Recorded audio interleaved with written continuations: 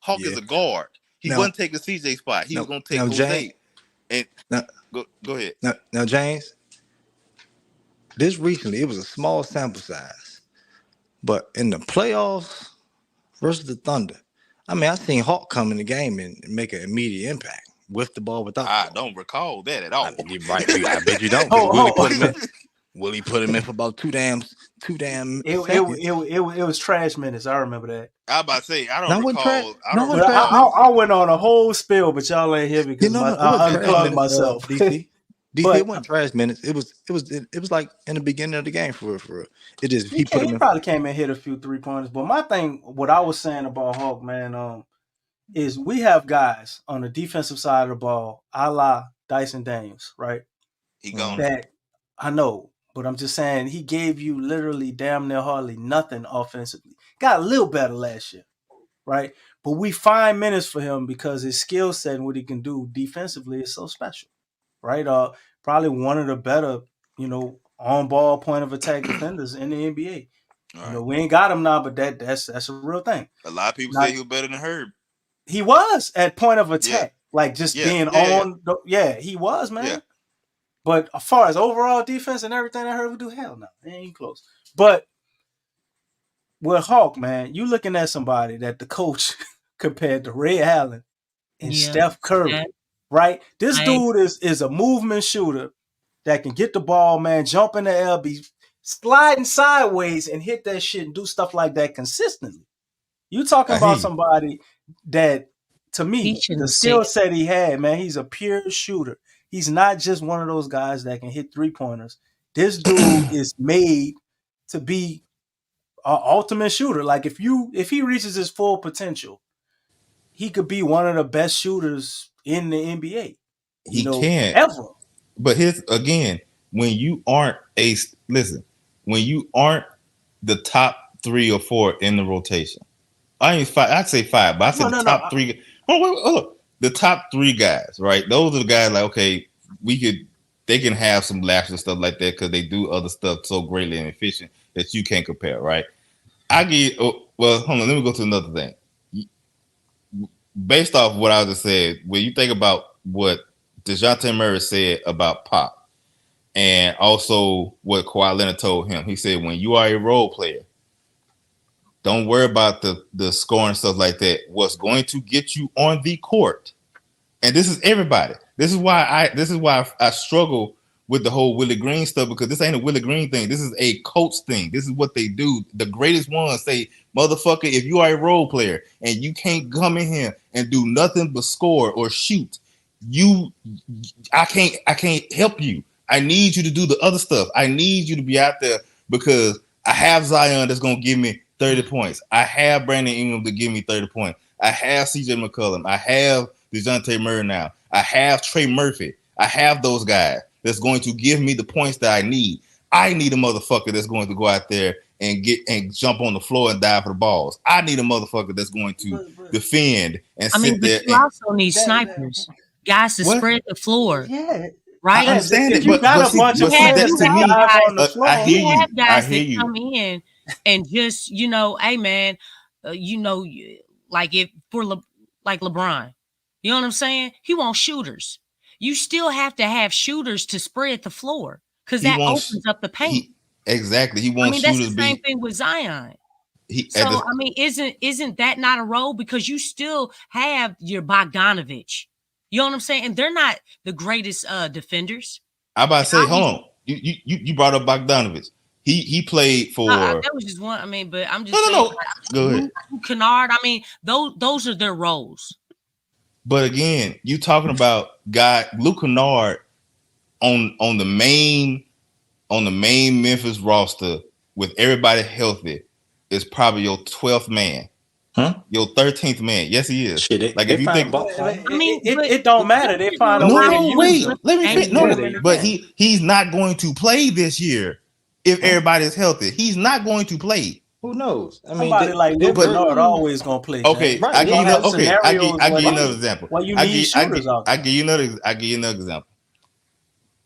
Not the year that Miami Heat made it to the finals. Mm-hmm. In the bubble. And the year before that. No. Which one? Recently, it was when they played when they lost to Denver. Okay. Mike Miller. The summer before, I think it was the summer before that, they gave Duncan $80 million, right? Because he could shoot the ball, he won for. They was tripping. There was a point where they needed shooting. Name somebody else. But he. Wait, no! You telling me to name shooters? That's what I'm doing. Everybody. That was a mistake. That was one mistake, though. Okay, every shooter. But see, that's my thing is that again, if y'all would rank Spoelstra as one of the top coaches of the league, you say he probably 1 or 2, right, in the league right now. Mm-hmm. Okay, that man Duncan could not see the fucking court because he was a cone on defense. It wasn't until they started getting depleted on injury to the point they had no choice but to put this motherfucker in the game. Like that's how it was. If you don't, and I skipped Duncan. No. You see Duncan Robinson as a horrible defender. You think Hawk is as bad as Duncan Robinson? Because what I see in Hawk, yes, I see a guy who doesn't understand. Hold up, I see a guy who don't understand the defensive philosophy, or he's trying to adapt or be able to learn how to play defense in the NBA. When you go look at Hawk in college, man, and you look at Hawk, his ability, what he can do, I think he has all the makings to be a very solid defender. I don't see him as this horrible defender. It's a lot of mental things he's trying to. I see him, he get caught on back cuts and shit like that a lot. You know what I'm saying? It's not like he know what he's doing, he know where his help at, and he in front of a guy, people just abusing him. And tag teaming and keep going at him that. That's what they did CJ McCollum though. Hawk is not a dude, man. I think that's a horrible defender. He needs minutes and he needs to get comfortable out there. And I think you'll be surprised what you see. This dude, a borderline French guy that could be a starter for us in the future, man. He could I don't see that at all. He could replace CJ McCollum, man. Not his dribbling and creating his own shot, self creation. But them 3-pointers, he could replace CJ with that. I don't see that. If we trade him, James, and he go to somebody, you mark my words, bro. We gonna be fucking sorry. But I don't. But see, my thing this here is like, okay, one, when you build your team and stuff like that, you find out who your 3 core guys is. Everybody else is tradable anyway. I don't really give a damn who it is. Like it's really more like if you think about the Celtics and stuff like that, they main 2 guys they still in drafting him, because you had the pick and at the same because they really wanted to trade the pick, but it's just like, okay, we got the pick. Okay, what's the best guy that we feel that, But they should have did that then. But the thing is that they talked about that year. They talked about how the team needed shooting. Like that's one thing. The 3-point shooting has been hurting the Pelicans. We heard that a lot over the summer. And when they drafted him, it was like, okay, we got a shooter. You know what I'm saying? It's a shooter's league. I hear all of that, and y'all keep missing my main point.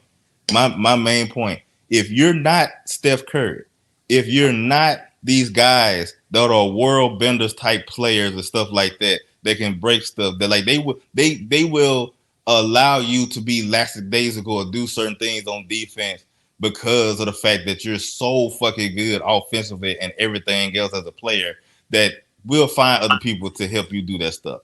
He is not that. So you have to find your niche in the because again, yes, you need shooting. And definitely shouldn't have said what he said because that was crazy.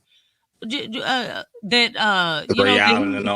compared him to Ray Allen, but a lot because of being a movement. He said it's like, dude, nobody benches or gets DMPs if you playing like Steph, and that's what he said. It's like, dude, he compared his style of offense as far as being a movement shooter, and he said there's not too many people that come in this league with those abilities. One of the reasons why he got the fucking Ray Allen shit is because he went to UConn. Like that's the other thing is too. Nobody in the world believed this man coming out. He said he has that skill set that they have. He didn't say he was the same caliber of type of player coming out of college. Utilize that though, James. You know what I'm saying? Like, but if you're again, I keep telling y'all the same thing over and over again. Y'all keep bringing this a Willie thing. I am telling you across the fucking But league, he's the the best coach. coaches. Okay, let me finish. But, He's wait, hold doing on. this. I'm gonna let you Go ahead. finish, but I gotta reply after you say it again. Okay. Go ahead. Go ahead. What I'm saying is that the best coach. I'm not saying Willie Green is a great coach. I think he's an okay coach, and he need a lot of room to grow. I am saying that. What I am also saying is that the issues that y'all have with Willie Green is the same thing that every coach that are greater than him, that are some of the best coaches, had that same fucking philosophy that he also learned from, that he also was on those same coaching staffs that say, hey, motherfucker, if you're not Zion, if you're not Brandon Eagle, if you're okay, think about Steph Curry, motherfucker, if you ain't Steph, if you ain't Draymond, if you ain't Clay, you can't do what they do. I need your ass to get out there and sit there and get to do the shit. That's the reason why a motherfucker like Jose Alvarado is gonna be in the league for a long time. That's the reason why TJ McConnell just got paid. And guess what he don't do? He don't fucking shoot at all. They pay that motherfucker because he hustled, he turned games around. He got solid pay offense, shooters. That hustle. Yeah, I mean, pay shooters. But wait, hold on. Let me reply. Let me reply to James. Be able to shoot though. Because he said this earlier, man, talking about coaches. And the main thing that sticks on my mind when you say that is those coaches you're talking about, James, they hold the players out there accountable. They don't look at it like, okay, this guy is just giving me defense, but he going out here and he's stinking up the joint offensively. They'll pull him out the game for that too. It's not one-sided. Like you have to be solid overall. Like you don't have to be the microwave score and then you don't give me nothing defensively. No. But you also can't just play defense and not give me anything or make bonehead plays offensively and leave you out there. And Willie is jaded when it comes to that. He'll have guys out there defensively and we can't get nothing going offensively. And you got a guy like Matt Ryan and Hawk out there that if you put him out there, you can get you some points. Especially if you call certain plays or have certain things for the bench unit where you trying to maximize or utilize that. Other coaches do that, brother. Now they're not gonna have a whole bench lineup just full of shooters. Like, yeah, you need hustle guys. You need some guys with that mentality. But your whole bench lineup don't have to be them. Yeah, you need situational coaching. Y'all keep saying it. I'm telling you, when you have a roster, that's different when you have a roster that has all the shooting and some guys on there that can play defense, so they're not a cone and stuff like that. And you just say, "Oh, I'm gonna try you. I can afford to do this, that, and the other." I'm saying if your team, and again, I'm gonna go to Denver. The team is like, listen, I have the offense. You know what I don't have? Like even matter of fact, it ain't even the shoot because Denver was one of the worst 3-point shooting teams in the league last year. Our offense don't. I'm talking about offense. They were one of the worst 3-point shooting teams in the league, and they kept saying, and again, I say this here: were they not a top 10 offense before what's called them got hurt? Because as much as because I don't know if y'all pay attention to this stuff, where it's like the graph and it shows where they rank offensive rating and defensive rating, and then the way the graph goes is the further right that you go on the graph is you're balanced, right? Like you have your top whatever team defense and your top 5, like the X and Y and X axis, all that stuff. I know I'm doing a lot of talking, sorry, but either way, for majority of the team after the IST, the Pelicans were a top 6 offense and a top 6 defense for majority of the season. The shit didn't take a nosedive until Brandon Ingram got his knee hurt, and then I think Zion had a couple games he had to miss or something like that for whatever reason. So those guys played with the lack of 3-point shooting, with the lack of the space that we talk about, and they still the top 6 offense. So my thing is here, yes, the shooting helps everybody to make the offense flow and all that stuff. I'm not sitting there saying that we didn't need more shooting out on the court. We didn't need all this other stuff. I am sitting here saying that there are greater coaches than Willie Green, that if it is a situation that I need guys that can shoot the 3 and do nothing else, or guys that can do everything else but lack shooting, I am going to choose with this motherfucker because I need stops and I believe in the other guys will make them. That's who they are. That's the reason why, like, if you want to sit there and say Willie Green may be slow to reacting to certain things, cool, I'm there with you. But I'm not gonna sit there and act like Willie Green is a fool for doing the same thing that the greatest coaches in the league sit there and says he does. So like that's my problem. That's where I have this issue is because y'all, and this ain't just y'all, this is most fans when it comes to their coaches. Like the main thing they always bitch at when it comes to certain stuff, like the rotation suck because they're not playing the dude that you believe should be playing. Okay, that's okay, yeah. And so because think about it. It's the same thing, man, and watching a team make certain mistakes night in, night out that you can see, like when this happens, need to be changed, and this usually happens, and then we lose in the fourth quarter, which, you know, when this happens or we're not leading in the fourth quarter, we have a 0-24, 0-27 record. Really? Okay, so let's do the same thing in the fourth quarter we did last time and continue to lose. But I also put a lot of that, and here's my thing, and you're right. Put all that on the players? No, not all of it, but not all of it. My thing is here is that because here's the reason this is the other thing too that over too. I do not believe that there is any coach. I don't care how bad it is going into the practices and sitting there and just saying, "Hey, we can keep doing the same shit over and over again." Like at some point, yes. To a certain extent, they do that. They hold on, I say to a certain extent they do that because the same way it's like, okay, you have to figure it out. Every team has a philosophy that they go by, and it's just like, listen, bro, at some point you got to figure the shit out. Yeah, like the same thing he said. Like they talked about with Brandon Ingram, like the whole conversation with doing the playoffs, and they asking like, how can he free him up more? And everybody got mad at Willie Green because he said like Brandon Ingram has to figure it out. He was sitting there betting. He even told him too, like, motherfucker, you got to game the system. Like you sitting there bitching about fouls, bro. You have to sit there and foul hunt. You got to sit there and pump fake, jump into the fucking stuff so you can get to the free throw line. Because guess what? That motherfucker over there is doing it. And you see they grab and hold of you. You got to make sure the refs see this. You have to. And guess what he didn't do? He didn't do that. So you show Willie Green coaching them up and saying all of that though.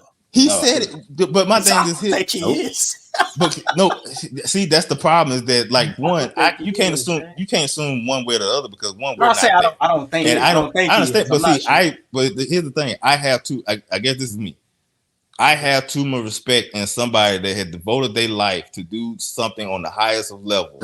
That has seen everything. Hold on, that has seen every single.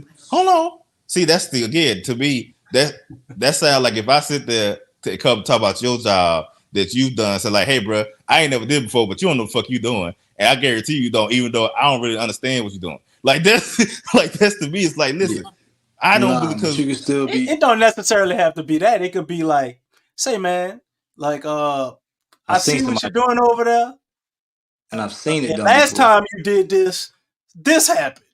And you're doing it again. I asked you to paint my house, and then you said you were putting this as a base, and then you put that to make the color, and then you used this color last time, and it made the wrong color. And you're doing it again. And I've seen. I don't have to know how to paint. I don't have to know how to paint. Right. Or how to make the painter do it. You know what I'm saying? Like you can make observations of things that you repeatedly see happen over and over, and when one thing happened. The other don't. Which is also the reason why, for the most part, they try to get rid of who this year. That's Big Q. but so what's up, Big Q? He messing with me because I cut you off. No. It's all good.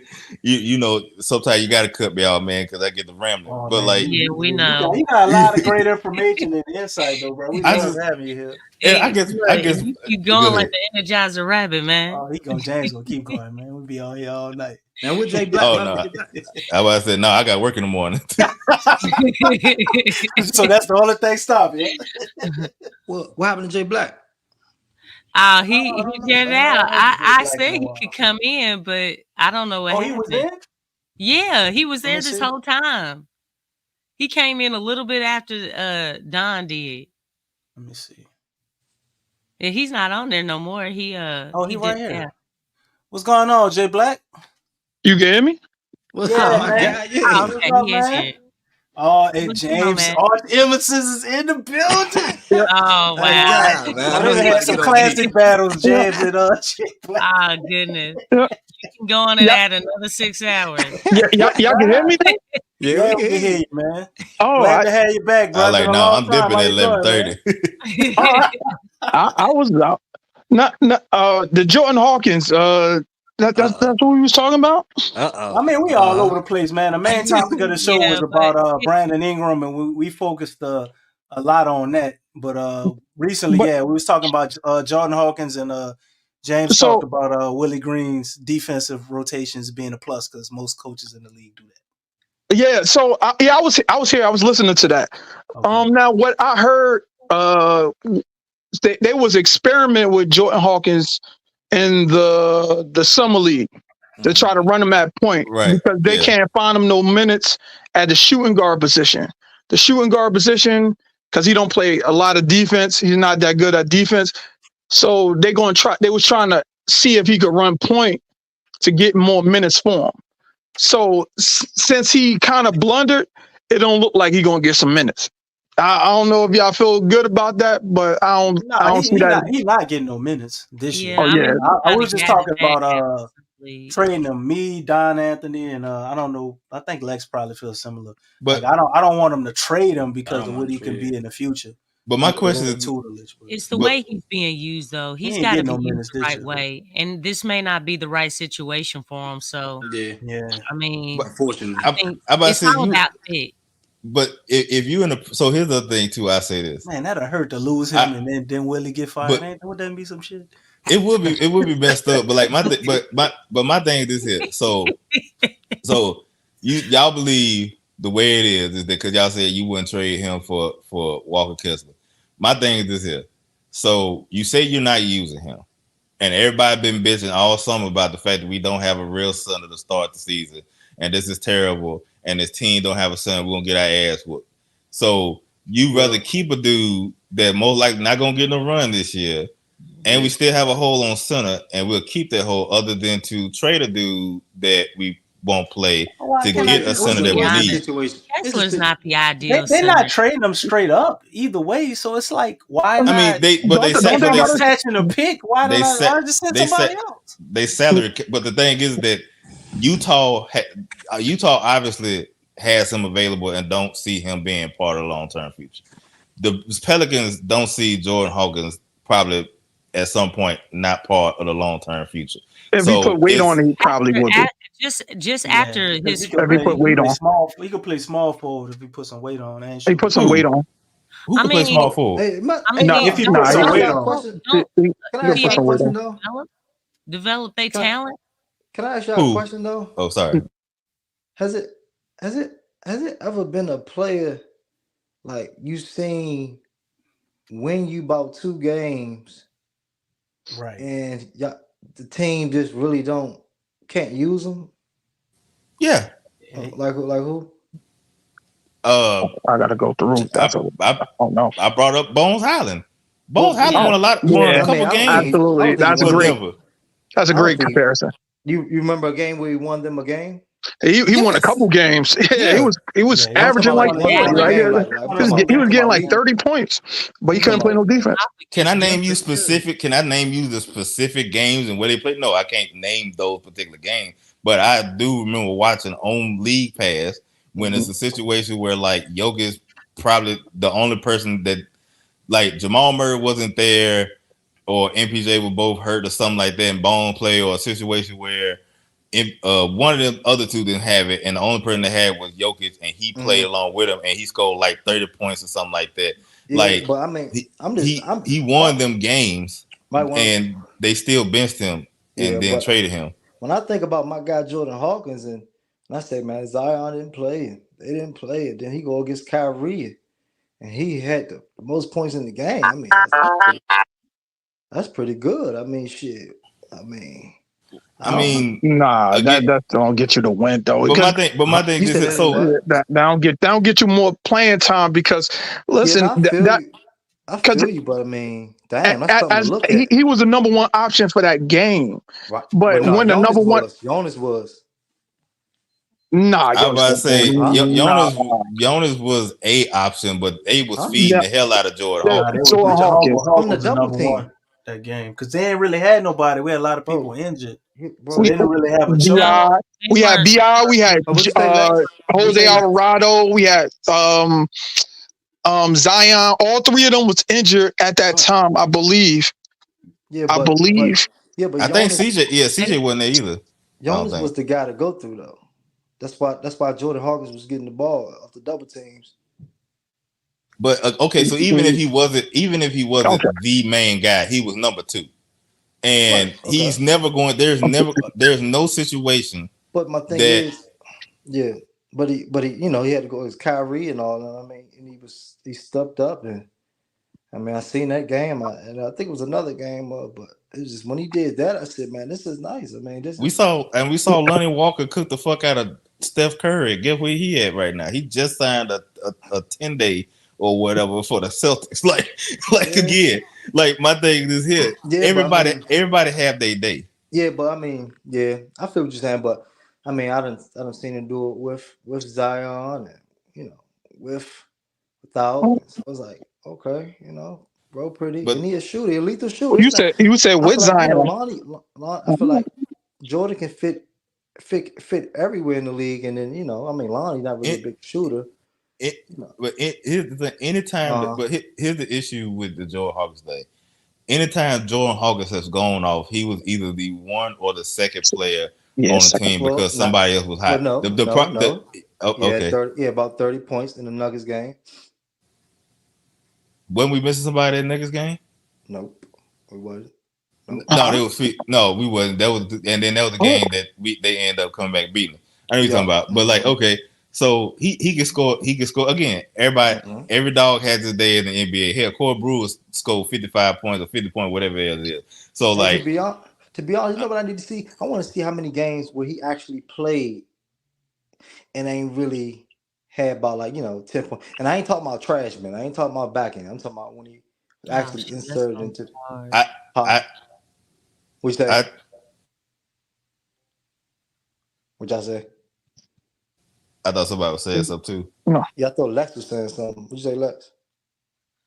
Oh no, you can keep going. I understand that. Oh yeah, but I want to see it. I want to see a chart of that. I want to see the record, and I want to see how many points he averages when he plays a full game. Even though shit, he barely played. I think with us this the development, man. Why we want to develop so many guys? Yeah. I mean, they're not that's a developing. development. I mean, but a They're lot not of guys developing Because nobody. we Yeah. cheap, Jay Black. We're cheap, so we have to develop That's people to stay true. good. No, we But Because we ain't A gonna lot of pay. guys, hey, Jay Black, a lot of guys are not coming into the league and they're ready. I think I think just a few years ago, they said that there was about like 15 guys that were drafted in the first round that went to the G League. You know what I'm saying? Like, and that was just a few seasons ago. Like, no one's really coming in like ready. Yeah. unless you special, unless you one of Yeah, them unless you're special. one. But it's like you're seeing that the league is trying to create stars. They're not just coming in. Like they're trying to create them now.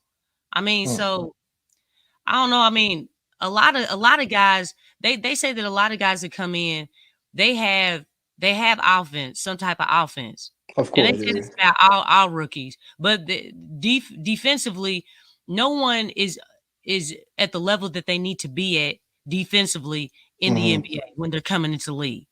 That's something that's been consistent. So I mean, you can't expect all these rookies coming in.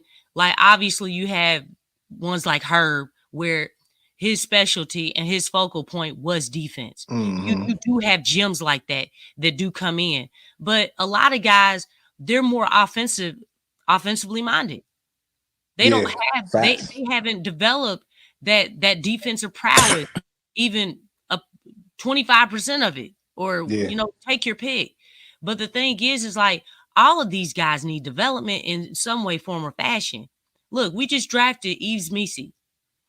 And we just said that he's gonna Big be science project. he's gonna be in the G League. Yeah, That dude has not played a lot of basketball. He needs reps. He's he, not ready.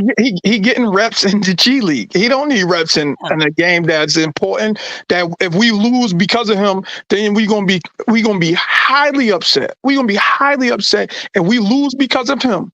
Then y'all gonna say, why would y'all playing him? Then y'all gonna say it's Coach Willie Green doing some dumb shit. Y'all gonna complain about it's damned if you do it, damned if you don't. Look, the thing is, some guys like Yves Misi, he's played basketball since he was 16. That's cool. Okay, so the thing is, it's not like for somebody else who's played 8 years, and there's different levels of as far as the reps. You know what I'm saying? And the thing, as far as the readiness in the NBA, you know what I'm saying? And as far as his readiness, like putting him out there, it doesn't make no whole lot of sense. So I say he obviously, well, I ain't gonna say obviously because you know how the team is when it comes to injuries and stuff. But like, if it in the perfect world, he will spend majority of the first half of the season playing the G League because he need to get the run, but he's not quite there yet at the NBA to do the stuff. So that's okay. The other thing is this. Yeah, it's a cheap thing, but it's a thing that a lot of these teams are going to do now with the way this second April stuff go, because a lot of the teams are going to try to avoid that second April because of how crazy it is. So what's your next alternative? Well, it's what Denver is doing. We're not going to re-sign KCP. We're not going to re-sign Bruce Brown. You know what we're going to do? We're going to draft either a 4-year player that played a couple years and come in and see how he does, or we're going to draft a guy that we believe that we could develop eventually to take over that spot that's only making $4-6 million compared to paying KCP. So no. But here's the thing: you say they could do that, but a lot of people said that one of the reasons why they may have flamed out sooner than later than everybody thought they would have is because of the fact because they didn't bring back certain guys that gave them a lot. Bruce Brown and other people that they didn't bring those guys back, and then they doubled down this year and did the exact same thing again by letting KCP walk out the door. So there's a lot of people that's like, yeah, we believe they're gonna be one of the top teams, but it's a lot of shit that those rookies y'all drafted didn't develop like y'all thought. They didn't take the leap that y'all thought they were going to take to replace what Bruce Brown did. And then you're going to bet again that one is going to replace KCP, which is your second best defender and probably your best, second guard and stuff like that. That's no bueno. But again, when you have a guy like Jokic who plays and make everybody else better around them, and you just won a championship, you have that leeway. The other thing is that when you are like the issue with the Pelicans when it comes to developing talent now is that we're past that stage. We're at the stage of trying to win now. And so if you're not going to give us stuff that can help us win now, whether or not you don't have to give us 30 minutes. If you can give us 15 minutes of you just out there just hounding the shit out of the second unit guy or making it a living hell, guess what I'm going to do now? I'm going to give you more responsibility. I'm going to give you more runway. I'm going to give you more minutes and stuff. And see, that's the thing too. Everybody laughed at jokes like, oh, he a Willie Green guy because you might well kiss them Hawk minutes goodbye. But that's true. But here's the thing. You gonna let I'm not finna get mad at Willie that this motherfucker came out there and took this nigga spot. That he came out there and he hustling, because I tell you what else, the Chicago Bulls, them fans, they love the shit out of Javonte Green and hated that motherfucker left. Yeah. I just like I said, I don't have a problem with him playing. It's just situational. Javonte Green gonna be awesome, man. Yeah, straight up. And he's super athletic. I like him. Yeah, he got an offensive game too, and play defense. Yeah, he does. So. Yeah, here's the other all-around player, man. Yeah. And like Joe Black just said, here's the other issue is that okay, you traded for DJ, right, which pushes CJ McCollum to the bench, right? Are we sure that? No. He going to the bench. I promise you. How you know? You know about political. I got 33 million reasons why he not. He got 33 million. The reason why he don't give a fuck. 33.33. He listen. No. Listen. No, I'm gonna tell you. Here's the reason why I truly believe. Truly think that it's going to truly believe. I for one, I think I'm not going. I don't want to say too much. Yeah. Who you starting lineup there? No, the starting lineup going to be if BI is not traded. It's going to be most likely Tice, Zion, Brandon Ingram, Herb Jones, and DJ. Because if you DeJounte Murray, Herb, BI, Zion, and Tice. If Zion, because I think they want to play small. I don't think they're going to start having Zion or somebody that's playing the center position like people think they is. I think they're gonna put out Tice if they don't. There's some people that think they go start Zion in center, but I don't believe that. But if they want to maximize the man, they don't want to do that. No, they're not gonna do that. So that's the reason why I still think unless starting them at center certain games, that's what I think would be like. You know, everybody keeps saying it, man. I wish people. I still wouldn't start him. I don't want him banging with centers because I ain't trying to put no more wear and tear on his body. A team that's they got a center. They running small. Somebody who don't bang, like, or if you got a center that's. Like, just somebody who catch alleys. He ain't got no post game. So you saying like an Indiana? Yeah, you might be able to get away with it with Miles Turner, maybe, but maybe not. I don't know. And I get it. It ain't a lot of teams you could say that though. Yeah, but I get it. Like it may alternate depending on, like I said, if they don't make the trade to get the actual bid currently constructed, the way the team is. That is who I believe is coming up. Because this is what happened. CJ McCollum, as much as people killed this man last year, for like the first 50% of the season, he was probably our best player. He was the most. He was the most. But he was nice in the regular season. But see, that's the thing is that we've had to use every ounce of CJ that we need the last couple of years because certain people wasn't showing up. So now you have a situation where, like, let's say we believe that Zion gonna have everything that we've seen and heard is continue to translate, and he's going to do what he's supposed to do, right? Okay, so this is what you do.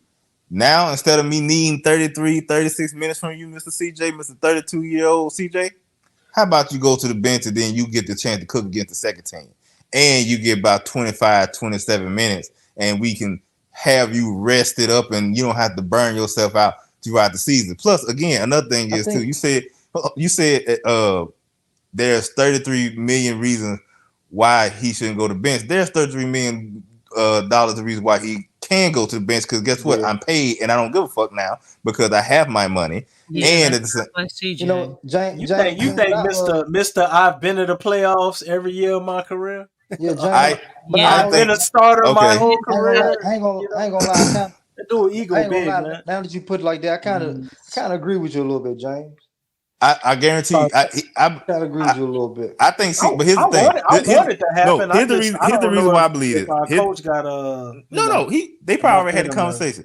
They probably already had, but see, here's the reason why I believe this. As much as everybody say, Mr. This, that, and the other, last off season, Willie Green told CJ what? Hey man, you getting older. You have to come in a lot better shape than you always have. We need you to play off ball more off this season because that's where you better at. And guess what? When Zion and Brandon Ingram was playing, he played off ball and he shot more catch and shoot threes. And he was in a better shape than he was at any point. He looked better when he came in. He played better. He did what they asked him to do. So my thing is here: if they sit there and because think about it. You have to come off the bench now because we have DeJounte Murray now. Brandon Ingram ain't going nowhere, and you're not a wing. So even if we traded Brandon Ingram, Trey Murphy is taking that spot. We sure the fuck ain't taking Herb off the goddamn lineup with his defense. And at the same, and you have Herb ain't going nowhere. But check this out, James. Right? Like you gonna have no elite 3-point shooting in a lineup with Zion. It don't make sense. Like as much as I want the Herb Herb in, and I think he should be the starter. But with Bi there, it's like it really should be Herb and Trey. Like you need somebody to Yeah. be elite 3-point But see, shooter. Nah, because last year, our best lineup, like I said last year, Was was the ones Dyson with Daniels. Trey Murphy and Herb in them. Nah, it was Dyson Daniels, it was Herb, it was Bi, Zion, and Valanciunas. That's when CJ went Man, how down. many minutes we ran that lineup, bro? but We see, ran that for 12 games about straight. yeah, but see, here's the thing though too is that It's Oh, early in the season. the last couple of games you saw the flaw when Dyson Daniels don't look at the rim and he Yeah, can't he shoot the don't ball. shoot. So like it It's was hot good on for a it. run, and then what happened was that because what the part that people didn't acknowledge the reason why they were so successful is because Herb Jones and Dyson Daniels was getting a lot of steal and they was running. Yeah, they was Man, getting The, that run. I'm the game excited. when the games that they could not get steals and get deflections, Dyson Daniels struggled heavily because once we got in the half court offense, he was pretty much, And useless because again he had the Lonzo Ball effect when he first got here where he don't look at the rim, but And I ain't gonna unfortunately he lie. couldn't shoot like Lonzo. I ain't gonna lie. Herb Jones might be a little more lethal this year.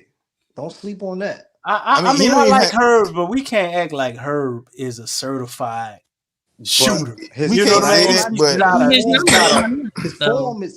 form can he has a nice form. Legit, so bro. so here's the thing. So he did. You're right. We can't got sit there that and because what happened? We can't do what?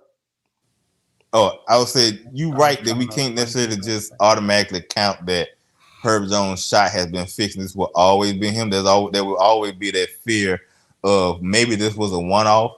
But even if it, because he shot, I don't think it's a one-off, but what I'm saying is that even if he, like, let's say he dipped from he shot damn near, I think it was 40+% from the three, and he was shooting most of them from the corner three. So let's say no fear. So let's say it drops to 38%.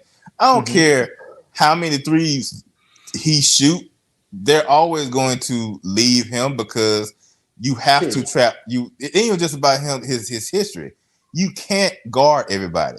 And so you're going to allow Zion to cook one-on-one, then good luck with that. You dare to the world. You can allow Brandon Ingram to cook one-on-one. Okay, good. Have fun with that. So you have to. Most teams that the whole reason why they have the whole point of stars and stuff like that is to get the advantage where they forces the defense to shade one way or the other to have advantages on the other side. So Herb is always going to be left open no matter what happens. That's just the nature of the business. You've been seeing situations too that if Zion is out on the court, how many times we see Trey Murphy get wide open threes, knowing this motherfucker is a 40% 3-point shooter. So, but they stopped giving them to him at a certain point when you have it going, especially CJ, man. They stopped that in the playoffs. Just because they stopped that in the playoff because they didn't have to. There was no threat. There was no Zion that was going to like cook you and go for 50 because you allow him to play one-on-one, and now he's collapsing your defense and he's spreading everybody. Because of Brandon Ingram being hobbled, they was able to defend him one-on-one with just Lou Dort and have everybody sit and stay. No, they OKC always defend us that way. They don't And guess what? When Zion plays, they struggle. No, they don't. They was beating us. We beat them. Okay. The two games that we played against them when Zion played and Brandon Ingram missed both fucking games, right? They New Orleans beat them at home, and then they came back and was about to beat them. I think they tied the game up. No, they took the lead. I'm lying. They took the lead versus they came back OKC. and won one game. And no. We only played. How many times we played OKC? 3 times. I don't even know, to be honest. I forgot. I just remember came back. But I know Brandon Ingram. Not Brandon Ingram. I know Zion didn't play the game. One of the games we lost. I think we ended up 2-1 versus down 2-1 versus OKC. But the 2 games that Zion played, I'm talking about them because that's obviously the superstar and that's the world breaker. When he plays, they do not have the guy because everybody talk about Jalen Williams. Jalen Williams could not handle this man. Hell no. Chet Holmgren could not keep this man Go from right through rim his chest. because again, Zion don't stop. He don't give a fuck how many times you block his shot. He's consistently going to attack the rim. So that wasn't stopping anything. Yeah, right. So every time that Zion has been on the court and we've played OKC, they are in hell. So that's the thing is that when Brandon Ingram plays, and again, this ain't really a knock on Brandon Ingram. It's just the fact that they can defend him easier because Brandon the perimeter. Right, the perimeter. He's a long, lanky defender. Not that like for the long, lanky player. So you they can move. They can move. You put length on him and stuff like that. And plus, Brandon Ingram ain't the most super athletic player, so you can defend him. Absolutely. You can't. They don't have nobody that can do nothing with Zion, and so. And I'm not sitting there saying this in the sense of like, okay, we're easily can beat OKC. That's not what I'm saying. We probably still would have lost that series even if Zion played. I just think it would have been a sweep. It probably would have went to 6 or 7. Which is why we should have went to JV more, but they did. But see, that's the thing is that. But here's the thing: they did go to JV, but the issue was that no. Yeah, they benched the last game. We got swept. They benched them. The reason why they stopped. Hold on. The reason why they stopped. The reason why they stopped going to JV is because they played into a strength. Because my thing is here, okay, y'all finna dump it down to this big lumbering motherfucker. JV not finna beat us. He's not finna beat us. So if you want to keep, he was not. Man, he got like 20-some points. And they still won. We were because they benched him. They benched him in the fourth. He ain't come back in the fourth. Let me go back. Okay. Yeah. No, go ahead. I'll look it up right now. There was a plan. There was a point in one of the games that they were feeding JV, and JV was doing well, and he was getting all this points. What game are you referring to? The playoffs? I'm talking the playoffs. I'm talking about the playoffs. Yes. There was a point they said they fed him because Chet could not guard him, but the problem is that guess what? Okay, you're getting his twos. We're hitting threes on the other end. That don't matter. Right, but that's what they was wasting possessions where they will go like a couple possessions without even giving the JV. I'm telling you right now, every team, if you sit there and you go in a situation and you tell them, hey, they're going to feed JV every single play down because we don't really have an advantage to really stop him. Guess what the team's going to say? Okay, great, cool. Let him have that. Like we not because he's not Jokic. He's not Embiid. He's not going to do enough to sit there and win the game. He can have 50. We're still going to win this game. Okay, I don't know about that. Nah. Okay. Let it happen then. Yeah. Let it happen. Because my thing is here. If you sit there, let me think about another team. Okay, I'll give you do you think that let's say the fuck that team is the Timberwolves. Let's go with the Timberwolves. Let's say here y'all game right here. This game too. JV led the team in scoring. What talking about JV? Yes, and they were blowing us out with him on the court. But no, bro. They were blowing us out with minutes though. He played 23 but the minutes. But in the first half, most of his minutes he played that 23 minutes he played, and we were down by 20, brother. That's my point. They didn't care. Though, that's that one game. And what was the first game? I'm trying to look at the first game because the first game was the Trey Murphy game, man. That's when Trey Murphy had it going, and CJ wound up taking the last shot of the game, and everybody was like so confused and upset because Trey should have took that shot. No, that was this game right here, 92-94. Jeez, we pretty much had that game and kind of let it slip away. But again, my thing is here. This is also the reason why I'm like Zion, brother. You got to be there because all this other shit don't matter if you're not. Yeah, we know that. But then again, I go back to it.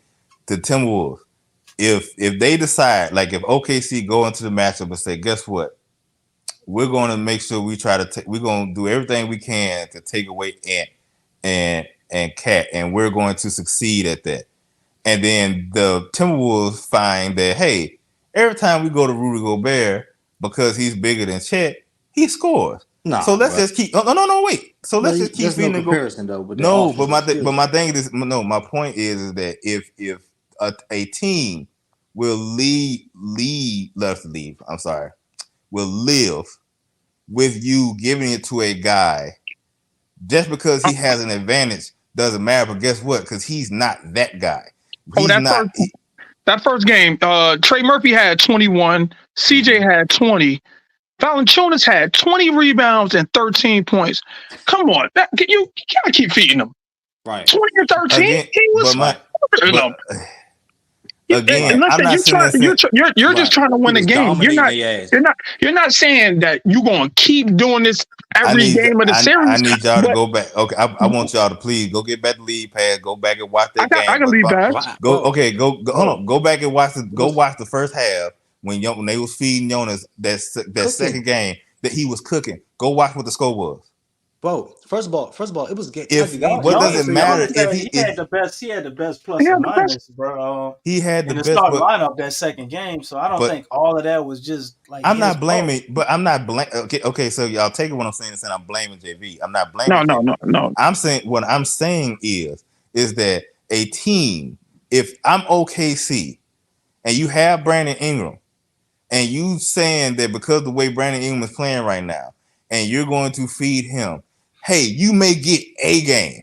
You're not winning the series this way. You're going home regardless because we're going to be 100% okay. It's the same situation that if I had to pick and choose who I let get off. Because you can't, like I said, they said you can't defend everybody.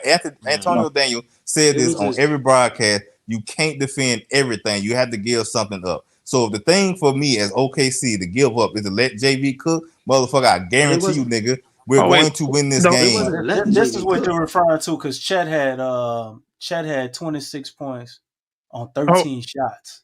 So that's crazy. He couldn't stop because he couldn't stop. That's what I'm saying. On the other end, 29 he was cooking. Minutes. On the other end, he was cooking because the game before, the game before, Herb was guarding Chet. The fourth game did all the damage though. The fourth game.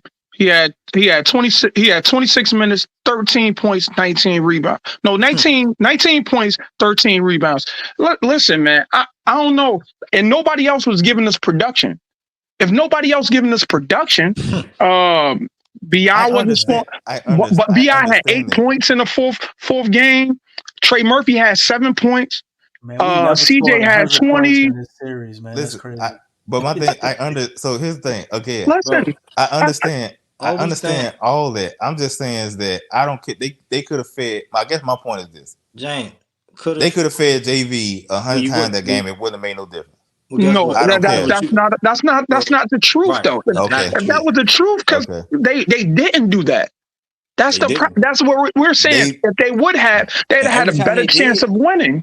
And every time they did, it was dominant. And we wouldn't be in this situation if we won one game. We wouldn't be talking about all this crazy scenarios because we would have said, "Yo, all right, we at least got one game." At least we wouldn't be talking. They wouldn't be talking this bad about Willie Green and his coaching if he had at least won one game. They don't. You could have won. They no. The only way that this wouldn't have been to the season the way it was, like if he had won what he won for, people was pissed off the fact that we won 49 games and we still had to play in the play-in. Like, despite the fact that we haven't won 49 games in the history. Well, no, because Zion was injured, so no. No. But that's my point. Again, I am coming back to the main thing all the time. My thing is this here. Brandon Ingram being hobbled. He ain't who he is. The next best player that we have is either CJ McCollum or JV. And they sat there and said, listen, this is what we're going to do. We're going to play y'all one-on-one. Because at first they started off trying to trap Brandon Ingram. They realized, oh, this nigga can't move. Lou Dort, you got him. Don't worry about it. We just going to play off. And so so that's like, hey, okay, that leaves Chet at a disadvantage. The only time that JV that he did win him in versus Chet was when Chet could not go out, when he was not playing well on the offensive end of the ball. The games, if you notice, that Chet had played well, that was spreading the floor, and Jonas could not guard him. That they blew us out. Right, they wasn't allowing Jonas to wear his ass down though. It don't. My thing is here. Jonas was the one getting worn down because as soon as he was scoring the other end, Chet is running up. Right. Wait, because Chet we is running for our advantage. My thing is here, brother. Like Chet was going to. Going into the Chet game, don't have to bang on the other end. He can shoot the threes and still take his break on that right, end. but we know each other's disadvantage. But they played to their advantage and we didn't. You know what our disadvantage was? The fact that they had Shai Gilgeous-Alexander and we didn't have Zion. That was their advantage. Well, like that's as simple as that. Right, that's the obvious. But you got to come in with the best game plan possible. You keep sitting there saying like it's obvious, but my thing is here. It doesn't matter. That is obvious. The playoffs. The playoffs is all. You can How about this, James? You make adjustments just like the Miami Heat did and won one game without Jimmy Butler, and they have nobody on the roster. Say, James, they blew us out with Chet scoring 6 points, man. Look at the score. Mm-hmm. Which one? 106 to 85, man. Yeah, Chet ain't scored none of that. He ain't doing anything. No, he wasn't. He wasn't really killing us. And look what we did. What JV had Didn't play 12 minutes. JV played 12 minutes, man. I guess my thing. I guess so. Here's look at our other offensive leaders. Brandon Ingram is our lead scorer with 19 points in 37 minutes. I mean, so I guess my thing is the reason why. Like, and y'all playing the other way where y'all felt like without Zion, we actually probably could have just done something with extra adjustments. I'm saying I think we should have won a game. Any team the game to win, unfortunately, was the first one. We didn't get it. It don't matter. You gotta win one, man. You gotta have that mentality to fight through and figure out, man. You have 2 games you could have won. You could have won a game. You got against this is an inexperienced team, man. They ain't never. Did you watch the Miami Heat? And then and then you got and so we said you talk about Miami Heat. Okay, they kept shooting threes the whole game. Guess what else happened? That's all they could do. Guess what else happened? The Suns had all they dudes. And they got sent home by a younger team too. Bro, what? In 4 games. No, I'm saying we're talking about focusing on the Pelicans, man. But the guy brought up the Heat. Right. I didn't bring up the Heat because that's comparison to us. The Suns has no comparison to us. There's no comparison. No, I don't want to get into no. Yeah. Okay, I'm going to get to that point, but you said no comparison to us. You brought up a team. You brought up a team that was injured, and then they lost. They won one game versus. They won one game. Okay, fine. Okay, and then I brought up a team that had all they do. Just giving another example of like if you ain't it and you ain't got it, you going home. You had KD. You had all these guys. You talk about experience, and this other team don't have all the experience. The Wolves didn't have much playoff experience, and guess what? They swept the Suns. But no, that's different though, James. The Wolves was in the playoffs, won a whole playoff series and everything the year before. Like that's totally different than the Thunder. This team has never even got to the playoffs or the play-in. They wasn't playing last year. They wasn't playing last year. Yeah, okay, when they never got to the, that's right. They beat us. That's right. They never got to the playoffs. You know what I'm saying? And they took a more experienced playoff team with the Dallas Mavericks to 6 games. So again, no, they're a good team, man. But that's my point. My point is that they're a good team. As the Pelicans, we should have been able to at least win a game. No, I don't care when we were supposed to do it, why it didn't happen. They should have at least had one. Whether you gotta keep doing something, minimum, man. Whether you gotta keep doing something over and over again, you gotta coach the game. I guess to me, 1 game or 0 games, it really don't matter because it was pretty much you just got sent home. I would have been more excited. It's about a gentleman's sweep, and a sweep is different. Yeah, I don't know. The fan base wants the gentleman's sweep, not a sweep. I get a sweep. Yeah, competitive nature. We want to see the coach make some sense out of some shit. Like he care about the team, the fan base, and wins and shit. See, this other thing is too the reason why I struggle because that first fucking game was probably the best coach that Willie Green has ever done, and like his fucking team couldn't get the shot that he needed to get. It was some shit because. You can't say some shit because like the whole guess what? The game, bro, we looked the same almost every game, bro.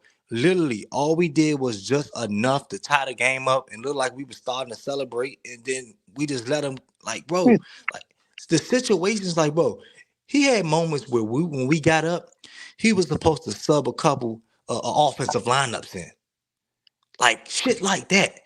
Because it was moments where we were up, he could have subbed in Jordan Hawkins. You say that, but my thing is that the what he did to keep SGA. And again, I keep going back to the same thing. He did everything right as far as like defensive side of the ball to bottle up Jalen Williams, to bottle up SGA. The reason why we was in that game in the first place is because of the defense. The difference was, and I'm gonna say You this: don't win games by defense. no. The difference is that they had SGA that was able to make one more play. That's all they needed, because guess what? Why? Because he's a superstar, and guess what? We was missing our superstar to do the exact same thing. That's So obvious. but see, that's the thing. But now what you do? What do you do after that? What do you do? No team. Everybody going to sit there. The reason why fucking Jerry West, before God rest his soul, before he passed away, he said, "No, okay, don't worry about it. Go ahead. I'm just saying." So he said that I don't know if y'all watched. He was on the podcast with fucking Paul George, and they were sitting there having a conversation about all the stuff like this here. And the main thing he came down to is just the MVP. No, not MVP. He said you can't fucking win games when your star don't play. He said that's what he said. He said, okay. And he said, and my thing is here, you can win a couple of games in the regular season when they don't play. When it comes to and the other thing is too, you sit there and say they won one game. You know the reason why Miami sit there and won that game? Because Bam wasn't hobbled like B.I. was, and he fucking helped them win that game. Change. It was still who did Miami play again? I forgot. But the 76ers? No, it was the Celtics. I want to say it was the Celtics. Celtics, dog. You telling me they shouldn't got their ass swept? I don't give a fuck Bam or Bam Wham. But you keep saying it, but like is Bam and B.I. not at least the same level of player? Even if you want to say Bam is better. No, yeah, not. No. Same. Okay. Same tier. It's kind of different because I'm not talking about the style of play. I'm talking about even compare and contrast. None of it's kind of a hard comparison. Okay. Yeah. I get what you're saying, but I have to give. I am not talking about the styles. I'm talking about the tier. Like if you sit there and say, okay, last year Bam was a tier above Bi, but before that, they okay. They So the same. so okay. I give you Bam as a tier, but I'm not going to argue that point. My point is that he, to your point when you brought up Miami Heat, I'm not going to bring up nobody else. I want to stick up to the Miami shooting. The whole team was playing defense and they was shooting, bro. I was watching the game. They were shooting the whole damn game because they knew that's what they can do. They couldn't do nothing else. Miami can't shoot. Huh? Miami, that was the one off that they had. Miami, that was the one off. Miami has been a terrible. That's what they could. That's what they could get off. They couldn't get to the rack and be able to get space and create. They didn't have shot creators and all that. They were moving the ball. Okay, so they relied upon shooting luck to help them win that one game. Right, shoot, that's all they could do. They could do nothing. I was watching the game. They could do nothing else. They couldn't dribble, penetrate, none of that shit. They were just moving the ball. That's all they were doing. But guess what? They died by it. And I guess to me, one win or zero wins, it don't. I don't care. No, it's about respect, dog. 0 wins and 1 win is always so if a team make the playoffs and lose versus not making the playoffs, I said last year. I said last year. As much as I knew we were gonna go home in the first round without Zion, I'd completely rather be in the playoffs than not be in the playoffs. But at the same time, whether they won one game or won, to me, I ain't talking about everybody else. I'm talking about to me. Let's say it was this, but you still should win one game. If they wouldn't have got blowed out in any of the 4 games, and they would have been right there to the end of the game, versus you going in there and getting blowed out. Even though you lost all 4, it doesn't make a difference in how you lost. To me it don't matter, because the main thing that we need to see was having Z in the playoffs. He wasn't in the playoffs, so it didn't matter at that point. After that, to me, like because my thing was this, because whether we won 1 or 2 games. What does that do going toward the future when the main guy that we have didn't play? You build a confidence for the rest of the players, but it don't matter, because they does matter. You need them players. Trey Murphy gonna be the player we need him to be, because I hear it. But see that happened. That was 2 years ago of you going to the playoffs and doing that stuff. Now this year it's no longer, hey, we got to the playoffs and we got the experience and we won 1 or 2 games. No, now it's about motherfucker, we need to now get to the second round. But that's when you start. That's when Zion is. Then you'll start blaming like, yo, Z need to be healthy at the playoffs. But you can't say that because we didn't even win a game. So if he was there, he still wouldn't have made a bigger difference. He would have made 4 games. He would have made a bigger difference in the sense that, again, I thought going into that, regardless of who we had, if Zion played and everybody was playing, I still felt like OKC may get it. One, because I felt like you can say they were a better team, or in the same sense, they also had home court advantage. I thought that if Zion played, it probably goes 7 and we lose or whatever. My thing is that player, we had the potential to win the series. No. That's what I'm saying. I'm saying again. What I'm saying is that you're right. That's why I said 7 games, because if it goes 7, it could go one way or the other. So we could have won the series and went to the next round, or we could have lost that game and then we wouldn't have made it. But my thing is that that's one, showing how much of a special player he is. Number 2, the same thing happens that if you go to the culture we got. Okay, if you say that. But my thing is that if we get there, there's a difference that we get there and Zion is there and the coaching does the stuff that he does and we lose game because the coaches that I am there with you. My thing is here, all that data, whatever we saw in the playoffs, to me is none and void, because the thing that I saw was, guess what? Zion wasn't there. We need to see this motherfucker in here. We finally come to the conclusion that Brandon Ingram and him need to probably split up at some point, where they tried to trade him that offseason, this offseason, stuff like that. Unfortunately, it didn't happen. So, like, that was the scenario that was going to end up happening, whether or not Zion played or not. Unless Brandon Ingram had came back and was shooting that bitch, and he was like Chris Middleton, shooting a whole bunch of threes and doing all this other stuff. The end result, the way the season was going, was Brandon Ingram was no longer going to be on this team this offseason if they could trade him for better pieces. That was the way it was going to end. But they could have traded them, though. They could have traded B out if they wanted to. Yeah, for scraps, of course. But the teams is. I don't think so. I think the trades that they had for BI before now were better than what we probably gonna wind up getting for him. Are you sure that we had our eyes on Jared Allen? Yeah. And, I think they was really, because they've been looking at Jared Allen for like 2-3 years. Yeah. But Cleveland didn't want to get up off. I'm not saying that, but they kept trying to hold on to the possibility of getting him. I think of passing up some other trades that were out there. I think that Sacramento trade was real. No, the idea. But my thing was that with the bonds. But you're not one.